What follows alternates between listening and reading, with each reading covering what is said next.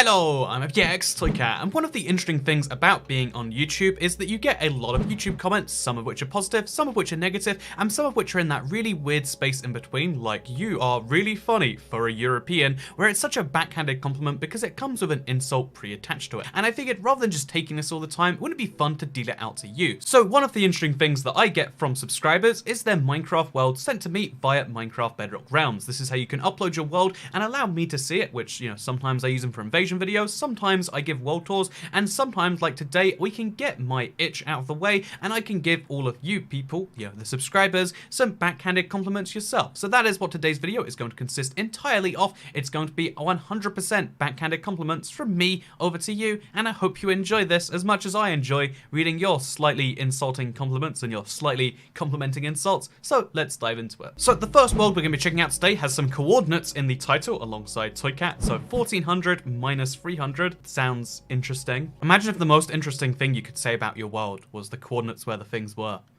Imagine if you were that good at naming that you could use that as your thing. You see? It's not very nice. Anyway, let's go find... Oh god, they want me to walk 700 blocks away?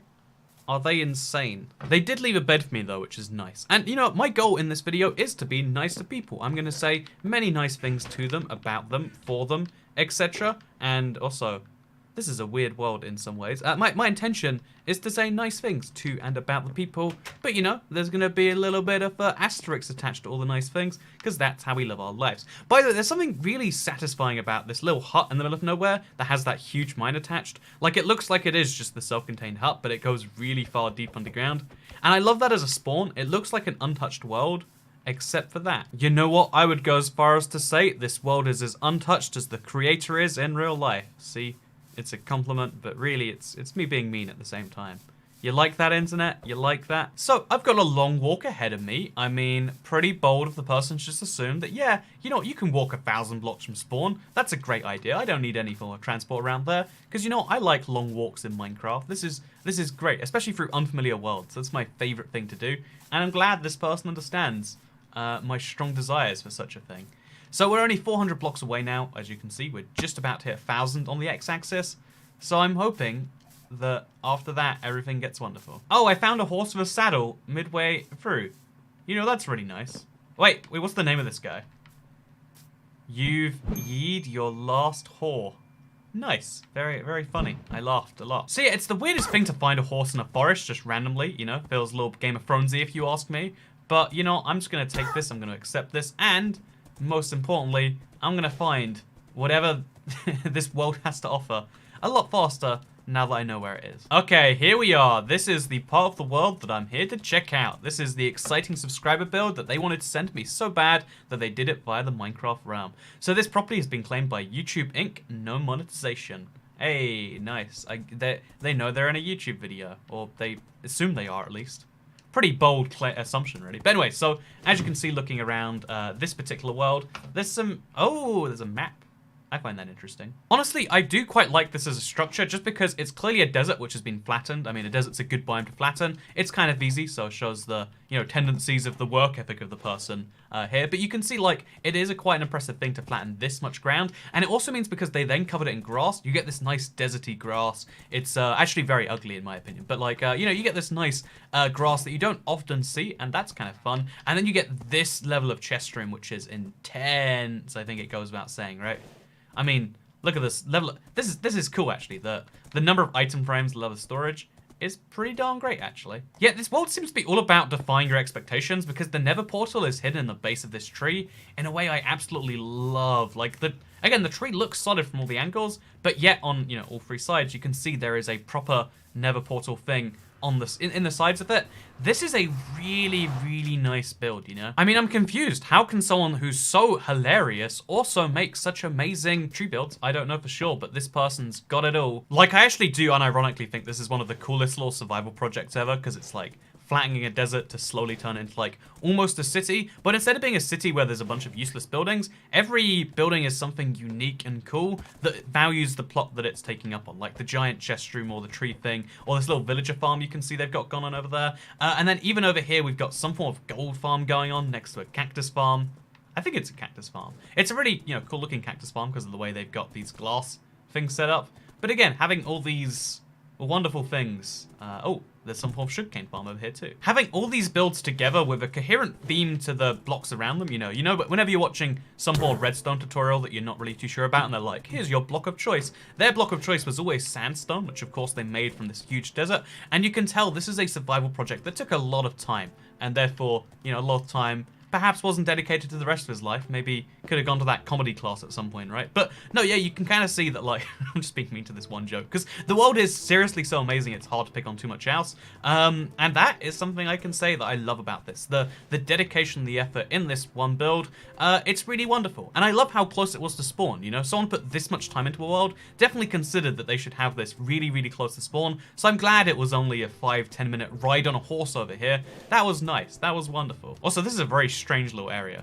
Is this just where they store things? Like, it's like a storage cupboard or something. But did they destroy a village? Why all the lecterns? Why they made lecterns and figured rather than putting them in a chest, they lay them down here. But then they put a big dirt wall around it, so you're not meant to see it.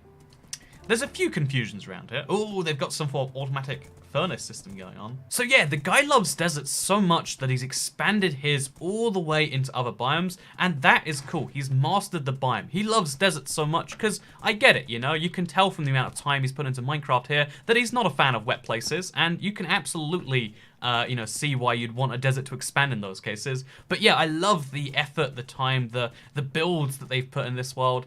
And it's pretty great in general. Besides this pathway, which is utter trash. And hopefully it's just a thing in progress. Oh, here's the crazy thing. There's more of this. This isn't just the one.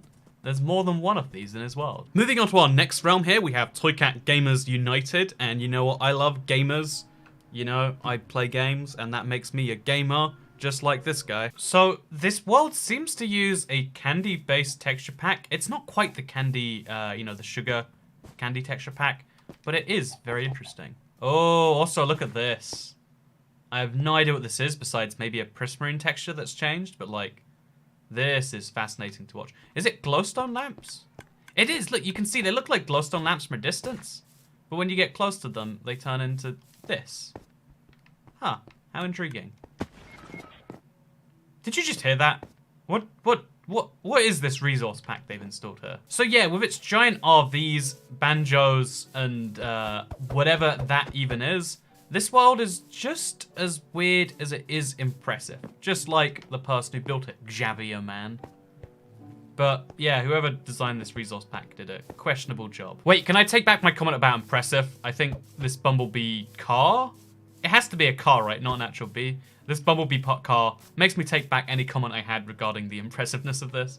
Because I really am starting to think this must be in some part of creative world when this is your standard for building in the game. This looks like some, you know, crazy, you know, 2B2T nonsense. Like, it's built from cobblestone in a world where you have that much yellow wool and this much of everything else. I don't buy that this is a legit survival world, necessarily. I also don't buy why they decided to put such a ridiculous skin on the, like, this is just a bad texture pack. Yet, this clearly must be a first attempt texture pack, and I guess I can say, for a first attempt, it's not the worst first attempt in the world, you know? There are worse things that have happened, like the Holocaust, like 9/11, so, you know, it's not absolutely the worst texture pack I've ever played with. These villagers seem to be as imprisoned as the creative spirit of the person who designed anything in this world. And it's all starting to make sense now. See, I don't actually think I can spend too much more time here. It's really nice, though. I like it. It's great. So this is just really, you know, that's where you insult someone, but then you make it sound like you're being nice. So let's try and give one positive piece of feedback before we go. I like the letters that say frick in the sky because they're at least clear and understandable, unlike the rest of the world. So this next world is called Cheese Lab, which apparently is a cult and also is an entire Minecraft world that was made in New Year's 2014. The save file was lost, but it was then remade quickly that summer. Cheese Lab has had 10 members throughout the year. So, I mean, let's hope their Minecraft building isn't as concerning as their spelling choices. So this is a Minecraft map built out of cheese. I mean, I can kind of see the glowstone cheese connection. It's just my cheese doesn't glow personally, but I guess I should be blessed in that way. Yeah, the further away you get from it, the more cheesy you can kind of get the vibe from this. Like it's the texture of a giant cheese. But I feel like sponge would be a much cheesier block now. Anyway, let's see what's going on with the rest of this world. Grande Cheese Bot Race. Okay, cheese life.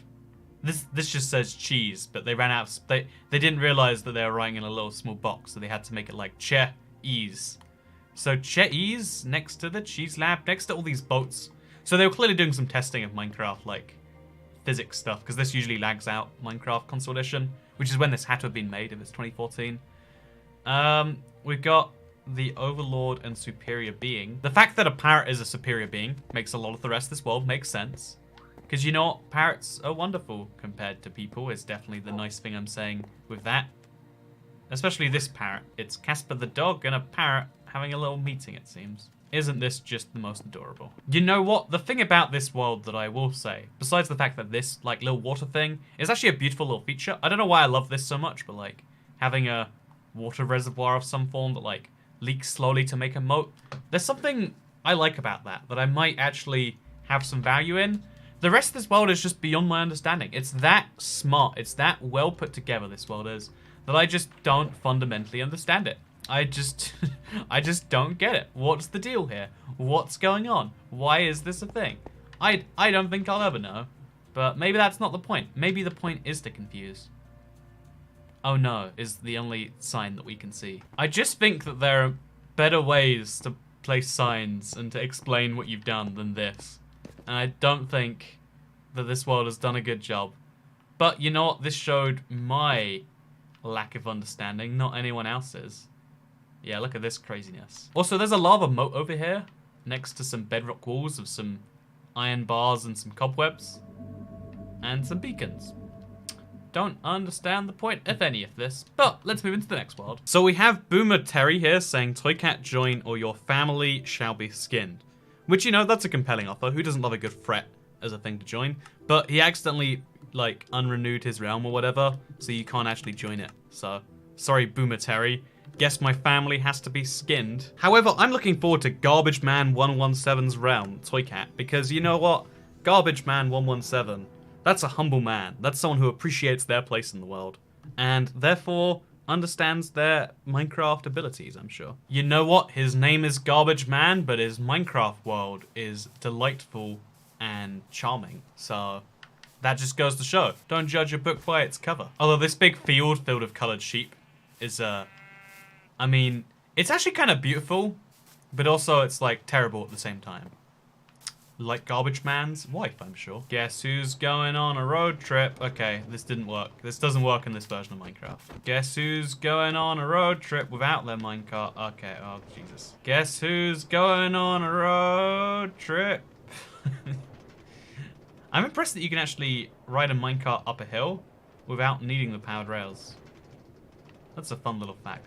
Oh look, they had the crazy sugarcane farm. If anything else, if nothing else you can take from this world, take away that he has a sky-height Minecraft farm. Also, this like endless sky pathway thing, it's pretty great. And if your spot, it's built exactly Y99, Z99.